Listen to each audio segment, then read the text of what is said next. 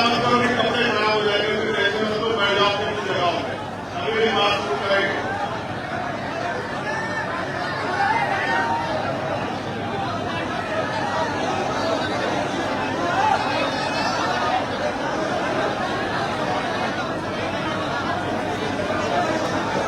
ये मीडिया के साथी भी इधर आ रहे हैं, और मीडिया के साथी आप में खड़े हो तो वो मिलेगा, हल मिलेगा कि ये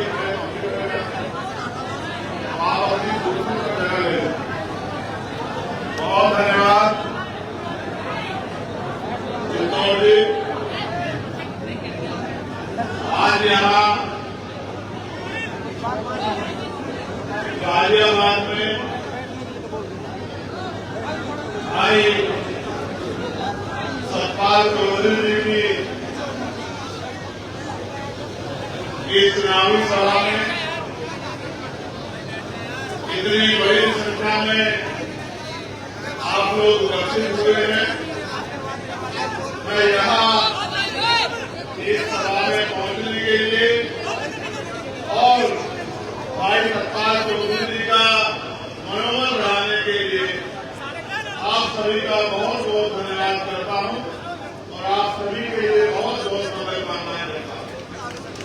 साथ साथ अपनी बात को शुरू करने से पहले मैं बहुजन समाज में जन्मे सभी संतों, गुरुओं और महान पुरुषों को नमन करता हूं।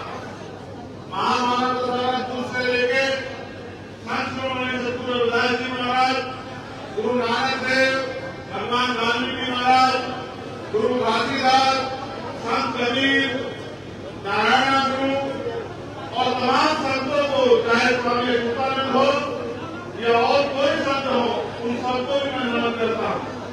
साथ साथ राष्ट्रपिता ज्योतिबा फुले, छत्रपति साहू जी महाराज, डॉक्टर बाबा साहब अम्बेडकर, टीवी कल्याण रामानायक स्वामी, कल्याण यादव, बाबू जगदेव प्रसाद कुशवाहा, जननायक कपूरी ठाकुर, चौधरी चरण सिंह जी, संत छोटू राम, कोतवाल धन सिंह भूलर, महामना रामसूर वर्मा, बाबू सिंह चौरसिया, संत राम जी प्रजापति, मान्यवर दीना माना वाल्मीकि और मेरे गुरु मेरे आदर्श मान्यवर काशीराम साहब को भी नमन करता हूँ। सम्मानित साथियों, मैं धन्यवाद देता हूँ यहाँ की प्रदेश, जिला, मंडल और विधानसभा की कमेटियों का, हमारे नेताओं का, जो सम्मानित नेतागण इस मंच पर उपस्थित हैं, बहुत सीनियर नेतागण यहाँ उपस्थित हैं, मैं उन सभी का धन्यवाद करता हूँ। साथ साथ बड़ी संख्या में हमारी मां बहनें भी बहुत दूर दूर तक पंडाल में मुझे दी गई है, मैं उनका भी बहुत बहुत धन्यवाद करता हूँ कि वो आशीर्वाद देने के लिए मुझे और सतपाल चौधरी जी को यहाँ पहुंची है। अभी उससे पहले हमारे नेताओं ने अपनी बात यहाँ रखी है, लेकिन अपनी बात को शुरू करने से पहले आज जिन साथियों ने आजाद समाज पार्टी में आस्था विश्वास जताया है, आस्था विश्वास के साथ साथ आने वाले कल की उम्मीदें भी देखी है, जिन साथियों ने मन पक्का किया है कि वो आजाद समाज पार्टी के सिपाही बनकर उत्तर प्रदेश में और देश के किसी भी कोने में जहां उनकी जिम्मेदारी लगाई जाएगी वो काम करने का काम करेंगे। मैं ऐसे साथियों में से बीके सिंह जी को, जो अखिल भारतीय राष्ट्रीय महासचिव हैं फार्मासिस्ट एसोसिएशन के, रविंद्र प्रधान जी जो प्रदेश सचिव हैं भारतीय किसान यूनियन के, वीरेंद्र प्रधान जी, वसीम चौधरी जी, श्याम कुरेशी जी जो कांग्रेस पार्टी छोड़कर और इस्राइल पेटी जो समाजवादी पार्टी छोड़कर आजाद समाज पार्टी में आपका विश्वास प्रकट कर रहे हैं, मैं इनका धन्यवाद करता हूँ। साथ साथ राजेश यादव जी, विनोद भारती जी, यशपाल जी, मोहम्मद अलीफ जी, विनोद कुमार जी, मोहम्मद इमरान जी, कपिल चौधरी, सुनील जी, नीतू कुमार, सुनील कुमार, विनोद कुमार, रमेश कुमार जी का भी जो विजय कुमार समाजवादी पार्टी छोड़ के आजाद समाज पार्टी की सत्ता ग्रहण करने में इनका भी धन्यवाद देता हूँ। साथ श्री नरेश यादव जी, पूर्व प्रदेश प्रभारी हिमाचल, दिल्ली बहुजन समाज पार्टी, इंद्रजीत सिंह जी, श्री राम यादव जी, सुनील यादव जी, रोहित चौधरी जी, लोकेश गौतम जी, डॉक्टर वीके बाबू जी, सोनू गौतम जी, कपिल गौतम जी, राहुल गौतम जी, चिंटू गौतम जी, लक्ष्य जी, फिरोज जी, सिद्धार्थ जी, आजाद जी, शरद जी, भविष्य जी, संजय जी, अरविंद जी और एक बहुत बड़ी लिस्ट है भाई सुनील कुमार जी तक, जिन लोगों ने बहुजन समाज पार्टी, कांग्रेस पार्टी और अन्य पार्टियों को छोड़ के आज आजाद समाज पार्टी में जो है आपका विश्वास प्रकट किया, मैं इनका भी धन्यवाद करता हूँ। साथ साथ रघुनंदन पाल जी अखिल भारतीय पाल महासभा के प्रदेश सचिव हैं, वो बहुजन समाज पार्टी छोड़ के, और मुझे आपको बताने में बड़ी खुशी हो रही है कि अमर सिंह जी पूर्व विधायक श्रीमंतराव, जो उस क्षेत्र के बहुत सम्मानित नेता हैं, अपने दम पे राजनीति करते हैं, उन्होंने भी आज आजाद समाज पार्टी का दामन थामा है, मैं उनका भी बहुत बहुत स्वागत और अभिनंदन करता हूँ। साथ साथ गौरी प्रसाद पाठक जी, जो पूर्व दर्जा प्राप्त मंत्री रहे हैं और प्रभारी रहे हैं महाराष्ट्र, तेलंगाना, केरल, तमिलनाडु से, आज बहुजन समाज पार्टी छोड़ के आजाद समाज पार्टी में अपने परिवार के साथ उनके काम करने के लिए तैयार हुए हैं, मैं उनका भी स्वागत और अभिनंदन करता हूँ। और इनका नाम लेने में मैं अपने आप को बड़ी खुशी महसूस कर रहा हूँ, क्योंकि वो मेरे बड़े भाई भी हैं और उनसे मैंने बहुत कुछ सीखा भी है। भाई साहब मनोज तोमर जी, जो पूर्व विधायक रहे हैं और कई कई स्टेटों के प्रभारी रहे हैं, आज पूरे अपने परिवार में फिर से जो है इस कारवा को आगे बढ़ाने के लिए इस जिम्मेदारी को संभालने का काम कर रहे हैं, उनका भी स्वागत और अभिनंदन करता हूँ। अब क्योंकि लिस्टें तो मेरे पास बड़ी लंबी है, जो हापुड़ से शामिल होने वालों की लिस्ट आई है, मैं उनसे व्यक्तिगत मिलकर जो है अभी उनको ज्वाइन कराऊंगा। तो एक बहुत बड़ी लिस्ट है, अगर मैं उस लिस्ट को पढ़ता रहा, इसमें 50 तो प्रधान है, बीडीसी है, जिला पंचायत है, तो कई घंटे चले जाएंगे।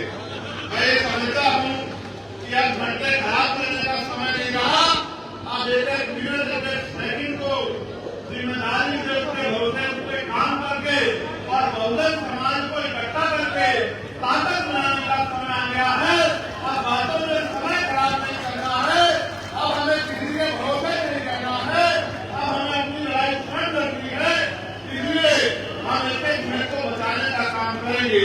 सम्मानित राष्ट्रीय कोर कमेटी के बहुत सारे मेंबर यहाँ मौजूद है, चौधरी राम साहब, अमित रसाना जी, कपिल आजाद जी, ताली चौधरी जी, हमारे जिला से मनोज जी, संजीव कुमार जी, अमर सिंह यादव जी, नरेश यादव जी, जोली यादव जी, और एक बहुत बड़ी लिस्ट का मैं इनका फिर से धन्यवाद करता हूँ, जिन्होंने ये आंदोलन को आगे बढ़ाने में राहुल और तमाम लोगों ने मेहनत की। अब हम काम की बात करते हैं, करनी चाहिए काम की बात बताओ, करनी चाहिए। तो गाजियाबाद के मेरे साथियों सुनो, ये गाजियाबाद हमारी राजधानी है, ये गाजियाबाद मेरा दूसरा घर है। मैंने बहुत कठिनाइयों का समय यहाँ गुजारा है। यहाँ के बहुत सारे सीनियर लोग जानते हैं कि जब पूरे उत्तर प्रदेश की पुलिस मेरे पीछे पड़ी थी, तो ये गाजियाबाद के लोगों ने मेरा हाथ पकड़ के मुझे चलने की ताकत दी थी। गाजियाबाद को ऐसी बहुत सी बातें हैं कि पुलिस पीछे पीछे, हम लोग आगे और जमीन पे लेके हमने अपने भाइयों के बीच में यहाँ बहुत सारा समय जो है गुजारने का काम किया है। मैं इस मिट्टी को कभी भूल नहीं सकता हूँ। ये बहादुरों की मिट्टी है, ये बहादुरों का क्षेत्र है, ये बहादुरों का ताकतवर लोगों का, विकसित लोगों का क्षेत्र है। मैं इसकी ताकत को जानता हूँ। हमारे साथ मेरे पीछे रिटायर्ड सीओ, हमारे बड़े सम्मानित नेता कल्याण सिंह जी बैठे हैं, मैं उनका भी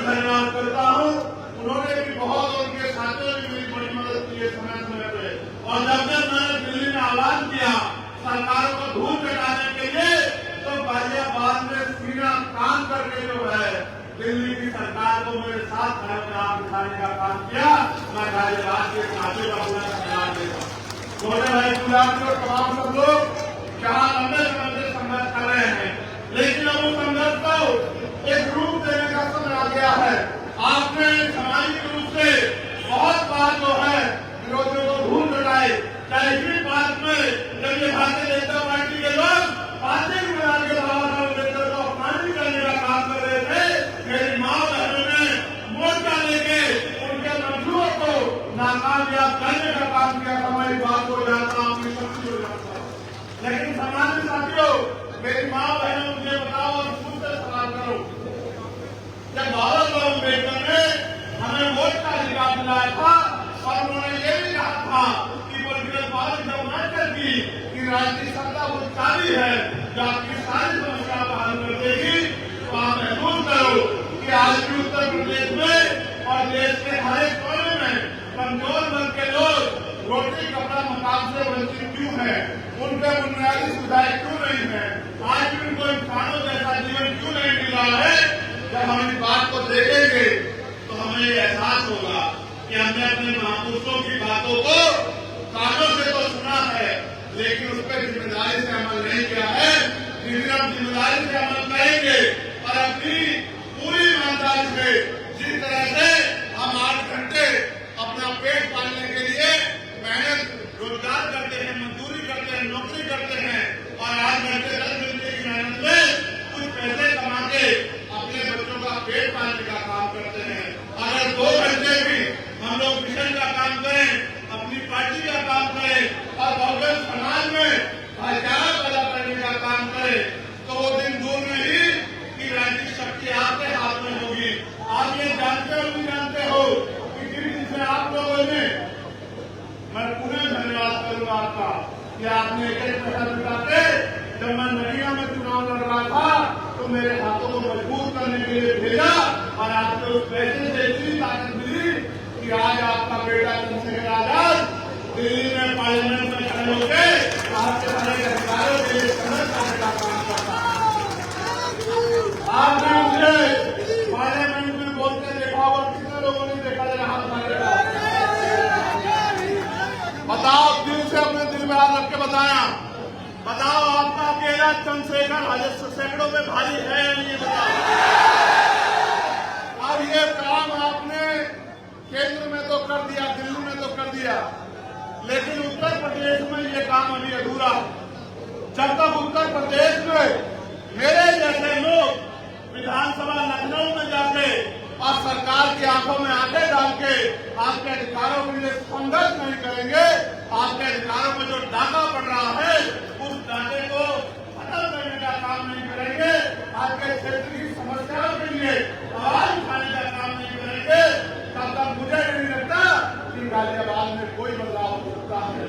बाकी लोगों पे लोगों का 2027 में आएगा, लेकिन आप तो बड़े किस्मत वाले हो, आप तो बड़े खुशहाल हो, आपके हिस्से में तो 1 साल बाद ही,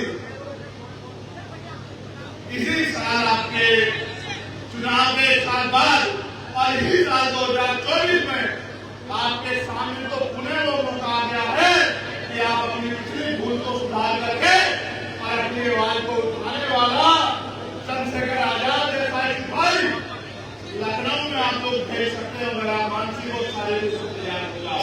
और मैं आपको विश्वास कहता हूँ, पार्टी ने भी व्यक्ति को जहाँ जिम्मेदारी दी है कि वो आपकी आवाज को उठाने का काम करेगा, मैं उसके संघर्ष को जानता हूँ, मैंने उसके संघर्ष को देखा है। कई बार दिल्ली का पानी बंद करके अपने आंदोलन को, किसानों के आंदोलन को कामयाब कराने का काम उन्होंने किया। और अभी जो शिक्षक माफियाओं के खिलाफ आंदोलन कर रहे थे, मजदूरों के, किसानों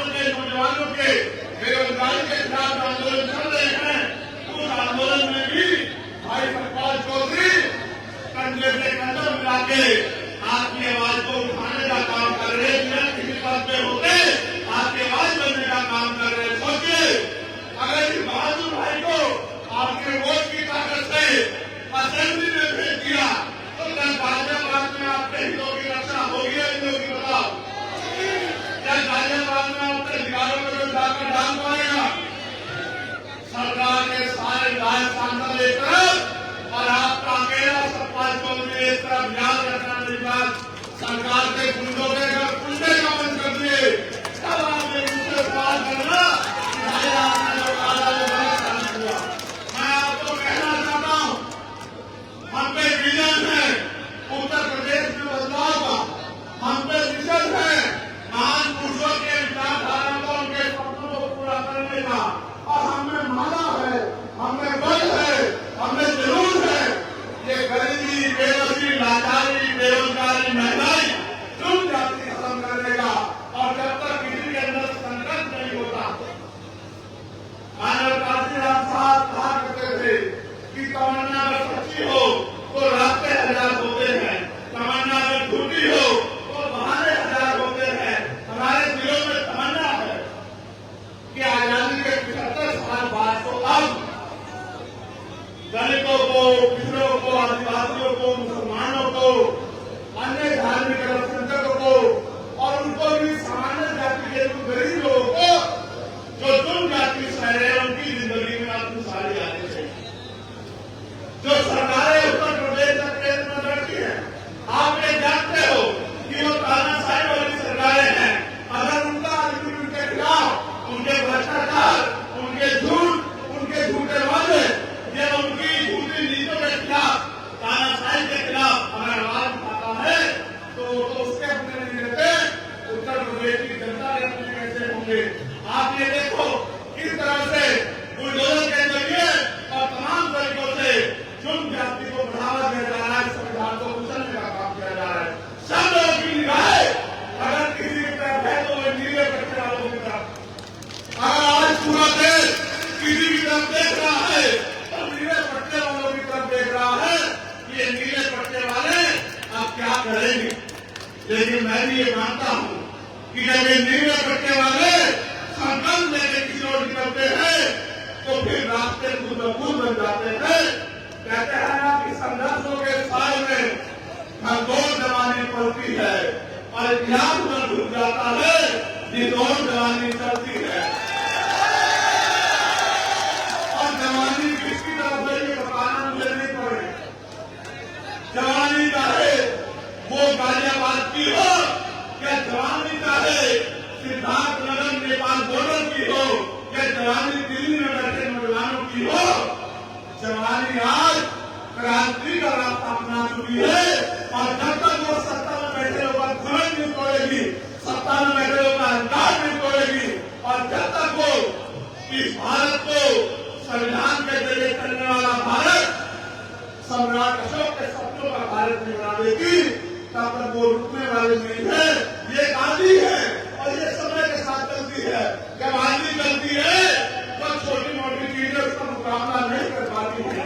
आप याद रखो इस बात को, आपने समय समय पे देश के संविधान की रक्षा की है, गरीबों को मिलने वाले आरक्षण की रक्षा की है, समय समय पे देश के लोकतंत्र की रक्षा की है।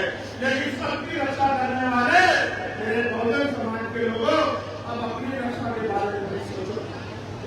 ये सही है कि बाबा साहब अम्बेडकर ने कहा था कि हम प्रथम वर्ग के भारतीय हैं, लेकिन भारतीय होने का गौरव तो हमारे दिल में है और हमें इस बात का गर्व भी है। लेकिन जब तक भारत में गरीबों, किसानों, मजदूरों, नौजवानों, महिलाओं को सम्मान का जीवन नहीं मिलेगा, तब तक फिर भारत के गौरव के साथ बातों बातों में नारे लगाते खड़े रहना कोई अच्छी बात नहीं है। ये आपके हाथ में है कि आपका भविष्य कैसा होगा, ये आपके हाथ में है कि आपको रोजगार मिलेगा नहीं मिलेगा, ये आपके हाथ में है कि बहन बेटियों पर होने वाला जुल्म बंद होगा नहीं होगा, ये आपके हाथ में। मेरी बहन यहाँ खड़ी है, मैंने उनको संघर्ष करते देखा। मैं उनको याद दिलाना चाहता हूँ कि जब वो लोग संघर्ष कर रहे थे, उनकी टीम रात भर जाग के गरीबों के बच्चों के लिए स्कूलों में कम फीस में व्यवस्था हो रही थी, इसके लिए संघर्ष कर रहे थे।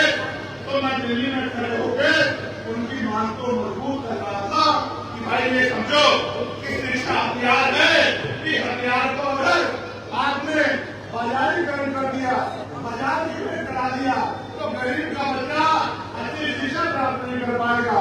और जब गरीब का बच्चा अच्छी शिक्षा प्राप्त नहीं कर पाएगा तो 200-400 रुपए की मजदूरी करके या 5-7-8 हजार रुपए की नौकरी करके वो अपने घरों के हालात नहीं बदल सकता है।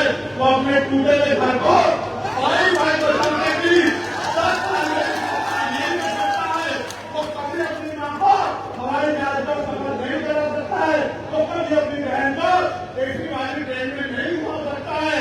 प्रधानमंत्री को दिल्ली में बैठे नारे देते हैं कि चप्पल वाला हवाई जहाज का सफर करेगा। मैं आपको सच बताता हूँ कि चप्पल वाले को 2 टाइम अच्छी रोटी भी मिल जाए सम्मान की, ये भी अब उत्तर प्रदेश में और देश में मुश्किल हो चुका है। इसके बारे में मांग करेगी। ये अगर बदलाव चाहते हो तो फिर करो कि राष्ट्रपति हो, प्रधानमंत्री हो, विधायक हो, मंत्री हो, मुख्यमंत्री हो, राज्यपाल हो या कोई भी ऐसा व्यक्ति जिसको सरकारी सुरक्षा मिली है, सुरक्षा मिली है, सुविधा मिली है या उसको आर्थिक मदद होती है, चाहे वो क्लास 1 का अधिकारी हो या क्लास 4 का अधिकारी हो, चाहे वो डीएम एसएसपी हो या एसडीएम एडीएम हो या दरोगा सीओ हो या कोई और अधिकारी हो, सबके बच्चों को सरकारी स्कूल में पढ़ाने की इजाजत देनी चाहिए और कानून बना देना चाहिए कि सरकारी अधिकारी कर्मचारी नेताओं के बच्चे सरकारी स्कूल में पढ़ेंगे। आप देखो, महसूस करके अपने दिल पे हाथ रख के महसूस करो।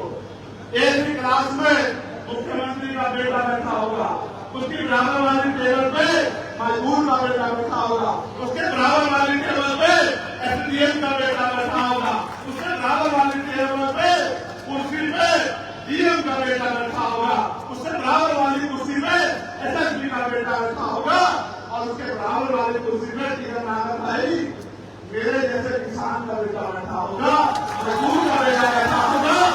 तो अगर वो हमारी परवाह नहीं करेंगे तो अपने बच्चों की परवाह तो करेंगे। ये जो बड़े बड़े प्राइवेट सेक्टर में स्कूल बनाने का दिए, गरीब लोग इसके सामने तो गुजर सकते हैं, लेकिन खुद को अपने बच्चों को स्कूलों में अंदर नहीं पहुंचा सकते, उनकी क्लास तक अपने बच्चों को नहीं उठा सकते। जब ये इतनी बड़ी खाई पैदा हो जाएगी तो गरीब का बच्चा कैसे जो है इन अमीरों के बड़े बड़े स्कूलों का मुकाबला करेगा। साथ साथ मैंने मांग भी की है कि जितने भी सरकारी कर्मचारी अधिकारी नेता अभिनेता है, चाहे वो राष्ट्रपति से लेके और गांव का प्रधान क्यों ना हो, उनके बच्चों का बीमार होने को उनका इलाज सरकारी अस्पताल में होना चाहिए। इसलिए हो गया भारत में आप एक बात को याद रखना, उस दिन सरकारी अस्पतालों में डॉक्टर भी मिलेगा, सारे टेस्ट भी बने होंगे, बढ़िया से बढ़िया दवाइयां भी वहां मिलेंगी और साफ सफाई भी ऐसी अच्छी होगी कि आपको सरकारी हॉस्पिटल और 5 स्टार होटल में फर्क महसूस नहीं होगा।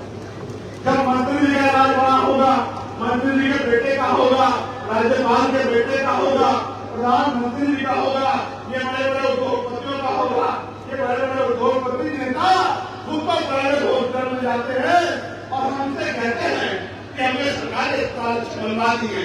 अगर इतने अच्छे बनवाए हैं तो पहले अपना इलाज कराओ, फिर गरीबों को कराओ। आपने हमारे लिए अच्छा बनाया। मैं आपको कहता हूँ, आप देश भ्रष्टाचार की भी कर रहा है और पूरे देश में कमजोरों, किसानों, गरीबों की निगाह आपकी तरफ। और अगर वास्तविकता में आप उससे प्यार करते हैं, वास्तविकता में आप बातें संविधान से प्यार करते हैं और वास्तविकता में आप भारत अम्बेडकर के सपनों को पूरा करना चाहते हैं, वास्तविकता में आप अपनी वोट की ताकत बनाना चाहते हैं, फिर वो दिन दूर नहीं है। अगले 3 से 4 महीने में वो चुनाव उत्तर प्रदेश की 10 सीटों में होंगे। टोटल सीटें 403 हैं, लेकिन चुनाव 10 सीटों में उपचुनाव होंगे और पूरे प्रदेश की निगाह इन 10 सीटों पे होगी। जहां कुछ लोग चंद्रशेखर आजाद को हराने के लिए लड़ेंगे, वही आजाद समाज पार्टी उत्तर प्रदेश में नया विकल्प बनाने के लिए लड़ेगी चुनाव। और विकल्प की ऐसा जो विकल्प एसी के कमरे में करके नहीं, सड़कों पे गरीबों के बीच में खड़े उनकी लड़ाई लड़ने का काम करेगा। ऐसे नेता का निर्माण होगा जिनके लिए अपना अधिकार में होगा और समाज भी क्षेत्र प्रदेश भी होगा। जब ऐसी विचारधारा के लोग आगे बढ़ेंगे तभी प्रदेश में परिवर्तन होगा। आप मैं दिन में आदत करता हूँ, रात को 11 बजे अगर आपकी बेटी घर से निकल के बाजार की किसी दुकान पे जाओ तो क्या आपका दिल उत्तर प्रदेश में आज मतलब करता है नहीं करता बताओ? क्या आपको भय लगता नहीं लगता बताओ? तो सब कुछ होते हुए भी अगर बैलेट उत्तर प्रदेश में सुरक्षित नहीं है तो मैं मुख्यमंत्री से कहना चाहता हूँ कि आपको कोई अधिकार नहीं कुर्सी में बैठने का। अगर आपने जरा से भी नहीं दिखता हो तो आपको कुर्सी छोड़ देनी चाहिए, क्योंकि 7 साल के कार्यकाल के बाद भी आप उत्तर प्रदेश की बेटियों को सुरक्षा देने में, सुरक्षित रखने में कामयाब नहीं हो पाए। आपको कोई अधिकार नहीं है कुर्सी पर बैठने का। सिर्फ बड़ी बड़ी बातें करने से काम नहीं चलेगा। जब राजनीतिक शक्ति दूसरे लोग के पास होगी, जैसा भारतीय जनता पार्टी के पास है, तो आपके हाथ ऐसे फैले हुए हैं। अगर राजनीतिक शक्ति आपके पास होगी तो आपका हाथ देने वाला हाथ होगा। आज मेरा पूरा परिवार इस मंच पर एकजुट हुआ है। मेरे दिलों में बड़ी खुशी पैदा हुई है। मुझे ऐसा लगता है कि जो भार मेरे ऊपर है वो भार थोड़ा कम होता है, क्योंकि मैं इनकी शक्ति को जानता हूँ। मैंने इनको संघर्ष करके देखा है, मैंने इनसे बहुत कुछ सीखा है। मेरा दिल ये कहता है कि आज और इसी समय से उत्तर प्रदेश में परिवर्तन का एक चक्र जो है शुरू हो चुका है। और आप देखना कि जब 10 विधानसभा उपचुनाव का रिजल्ट आएगा तो जिस तरह से आपका प्रतिनिधित्व दिल्ली में है, लखनऊ में भी आपका प्रतिनिधित्व होगा। आपकी बात को कहने वाला और ये इनका फैसला करेंगे आधुनिक योजना की दृष्टि की आने वाला आपका सफाई विधानसभा में होगा, ऐसा मेरा विश्वास है। मगर ये तभी संभव हो सकता है जब कार्यकाल के लोग मन बनाने और कार्यकाल के लोग अपनी जिम्मेदारी को उठाने और आज के लोग सुनकर मिले कि हमें रोज 1 घंटा लोगों को आजाद समाज पार्टी से जोड़ के उनकी विचारधारा, उनके विजन से जोड़ के और गाजियाबाद से नहीं शुरुआत करें, क्योंकि बाहर के लोग मेहनत करेंगे अलग बात है, लेकिन जब तक गाजियाबाद का मेरा परिवार नरेश भाई, विजय भाई, संजीव भाई, बिट्टू भाई, तमाम लोग जो हैं ये मेरे पुराने साथी, जब तक कमर नहीं कसेंगे तब तक लड़ाई आगे नहीं है। सरपाल जी को मैं देखता हूँ वो सुबह पार्क में जाते हैं, सरपाल जी को मैं देखता हूँ वो हर आंदोलन में जाते हैं। अगर आप सब लोग सरपाल जी बन जाओ, सीओ साहब पीछे बैठे हैं, अगर आप सब लोग सरपाल जी बन जाओ तो दूर नहीं ये लड़ाई हम लोग बड़ी आसानी से जीत जाएंगे। यहाँ तमाम लोग पैसे वाले लोगों को, ताकतवर लोगों को मुकाबला करने के लिए मैदान में उतारेंगे। वहाँ आपका ये किसान का बेटा यहाँ के कमजोरों, किसानों, महिलाओं, मजदूरों, महिलाओं, बेटियों, संघर्ष की लोगों की आवाज बनके इस लड़ाई को मंजिल तक पहुंचाने का काम करेगा। और मैं आपसे एक और चीज मांगना चाहता हूँ, ये बात को मैं सरपाल जी के ध्यान में भी और किशोर साहब के ध्यान में लाना चाहता हूँ और अपने सामान्य नेताओं के ध्यान में भी, जिन्होंने पश्चिम की बागडोर संभाल की है। 11 तारीख को दिल्ली में हमने ऐलान कर दिया है कि हम केंद्र की सरकार को घुटने टिकवाते रहेंगे। अब कोई बात नहीं होगी, संघर्ष होगा, अब संघर्ष होगा। ये सरकार अगर हमारे अधिकारों को निगलने का काम करेगी तो हम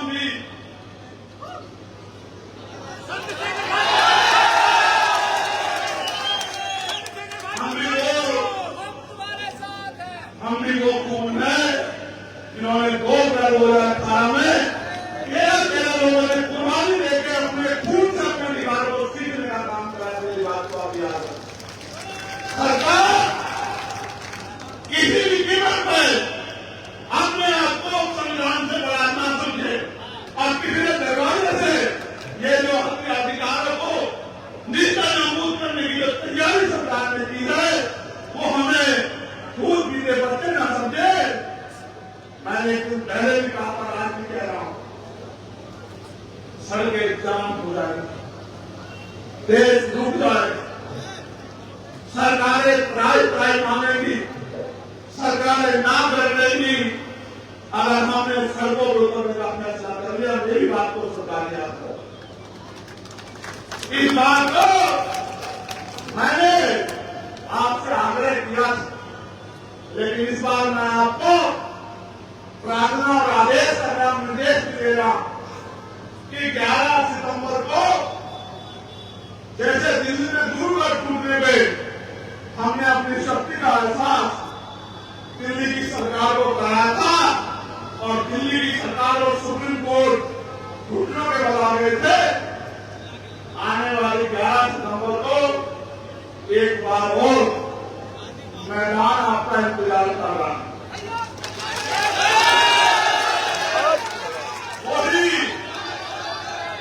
वही रामलीला मैदान होगा और उसी रामलीला मैदान में इस बार श्रद्धांजलि होगी। मेरी बात को आगे आ रहे इसलिए मैं आपसे दो प्रार्थनाएं कर रहा हूं कि आज से आप सतपाल जी का इंतजार मत करो कि सतपाल जी आपकी बस्ती में आएंगे, सतपाल जी आपको घर में करेंगे। आज से आप लोग सब लोग खुद को सतपाल जी मान के अपने अपने बूथ सेक्टर की जिम्मेदारी को उठाएं। साथ साथ 10 तारीख की रात से ही और अभी से एक मन पक्का करके अपनी डायरी में लिख लो कि एक दिन हमें अपने अधिकारों को बचाने के लिए दिल्ली जाना है। ये पूरा दिन हमारा दिल्ली में संकल्प के साथ है कि आपको डाटा, आपके लूट हम अपने अधिकारों पर नहीं करने देंगे। वो दिन चले गए कि एक लाठी से पूरे गांव को हाथ दिया जाता था, वो दिन चले गए। आपको वो दिन